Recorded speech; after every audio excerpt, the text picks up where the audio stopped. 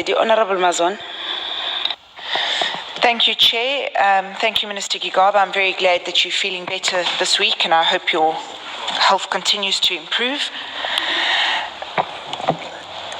Minister Gigaba, I'd like to start the questioning today with asking you about your relationship with the Gupta family. We have been shown your invitation to a Diwali function, and you yourself have said that you attended the Diwali function at their home. We also know that you attended the wedding that they had at Sun City.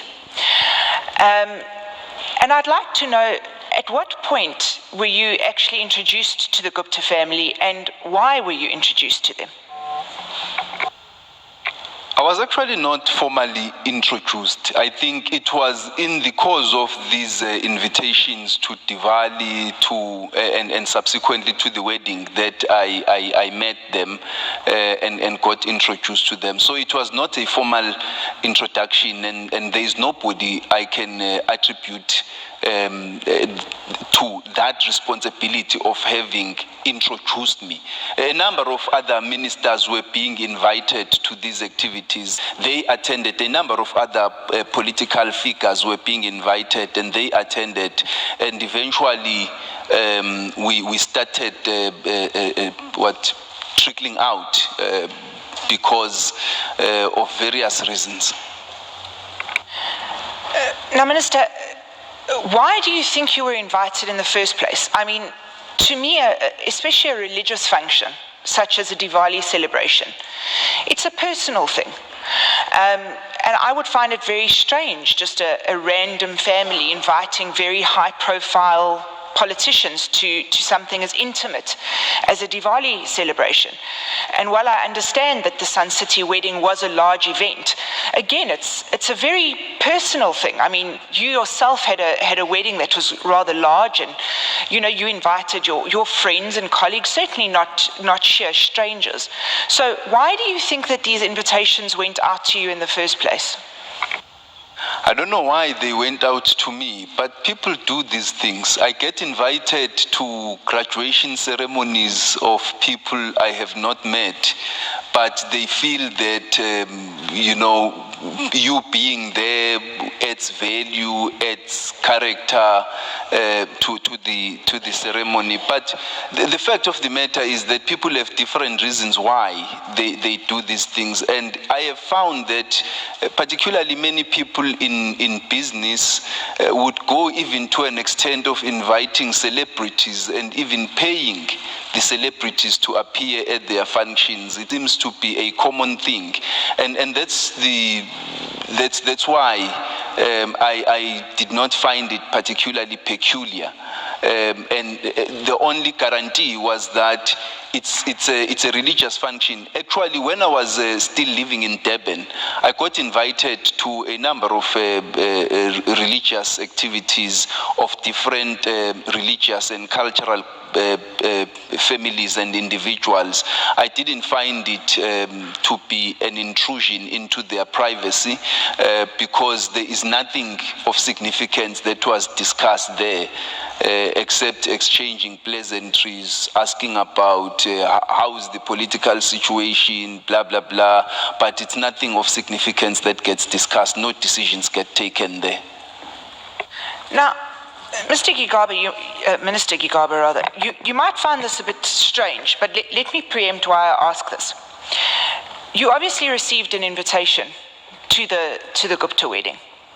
Now, this invitation has been described as a treasure chest, and inside were incredibly beautifully crafted Indian bottles that contained truffles from Switzerland, cranberries from the Northern Americas, dried kiwi fruits from the Australias, dried mangoes from Africa, golden berries from South America, persimmons from Asia, and other luxury items. You were a minister at the time that this amazing gift arrived. Did you declare that you had received this gift? I cannot recollect. I will have to check.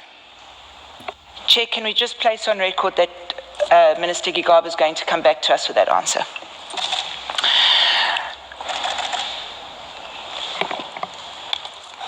Minister Gigaba, your relationship with President Jacob Zuma, clearly a favoured member of his cabinet.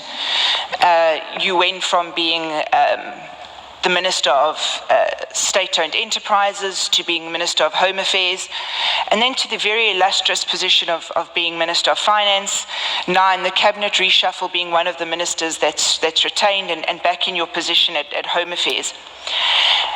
At any time during your relationship with previous President Jacob Zuma, were you ever instructed to appoint certain members to boards in any way via messages at his house, through direct interaction? In other words, did President Zuma or anyone affiliated with President Zuma ever instruct you as to how to appoint certain members of a board?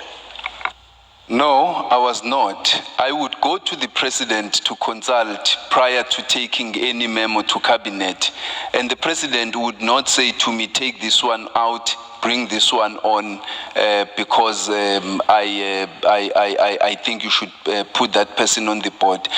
I don't necessarily think that I am a favored member, or I was a favored member of President Zuma's cabinet. I think the ministers played different roles. You are assessed on the basis of your different skills, and you are assigned responsibilities based on those skills.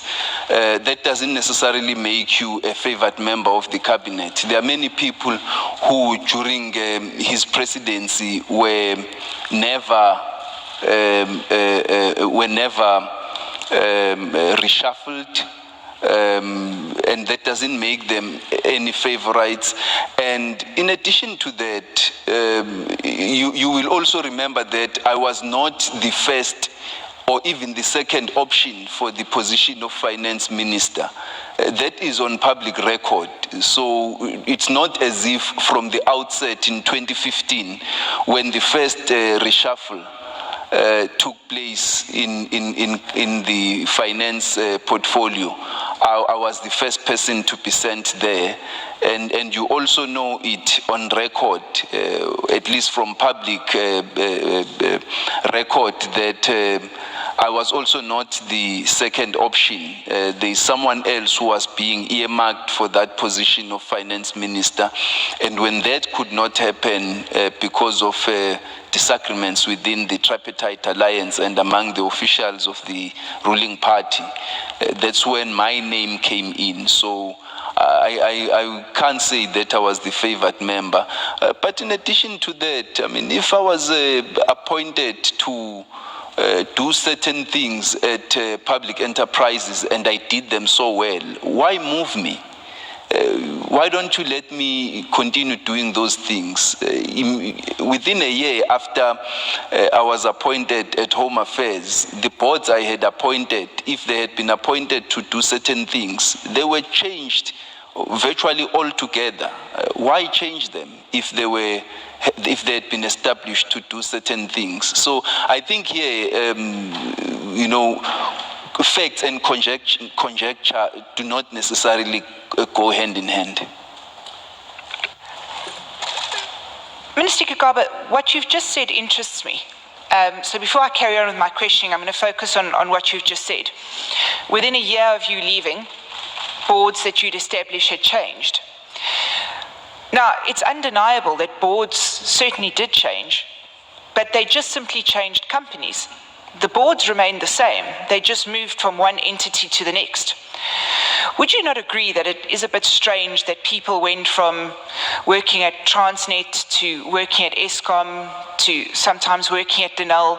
It seemed like a revolving door policy that took place. Certainly no new blood was entered into until very recently. And that brings me to something you said just now.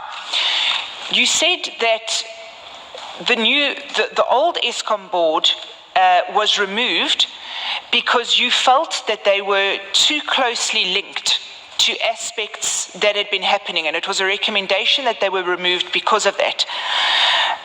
Minister Gigaba, I put it to you that that's not at all the case. I put it to you that they were removed because they had to be removed. And in fact, on the appointment of acting CEO Phakamani Khadebe and appointed chairperson Jabu Mabuza, they literally walked in and cleared out. Not because it was suggested that people were too closely linked, but because it was proven fact that there were people that needed to be placed on suspension.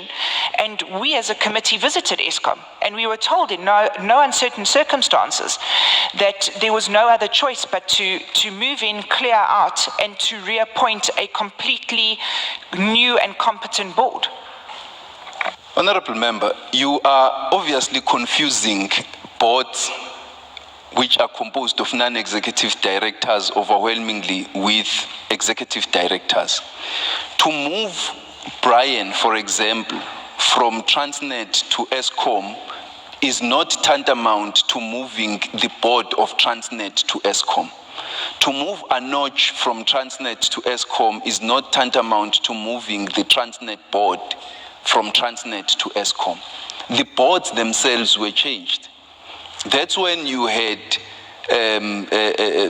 Dr. Ben Gubane coming in as the chairperson of Eskom. You have Mr. Zetembe Koza and other board members of Eskom that came in.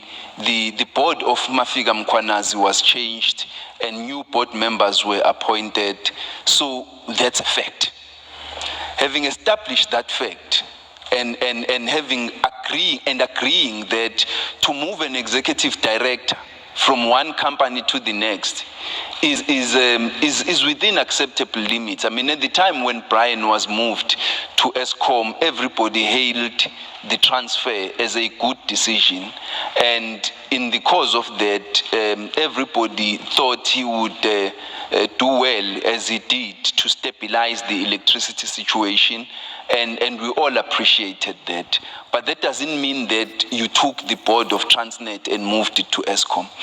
Secondly, the question regarding the changes that took place recently at Eskom, yes, they took place because they had to be changed. It was necessary to implement those changes because there were a number of difficulties that the company was experiencing. Just to cite some of the reasons, the company was in need of about 20 billion rand, which would be required by February this year for it to be able to continue operating and continue with the build program. The lenders, the banks, were refusing to finance that financial requirement. Eskom had gone on a bond roadshow and nobody was willing to take it. And as we said, the National Treasury would not have 20 billion rand to give to Eskom.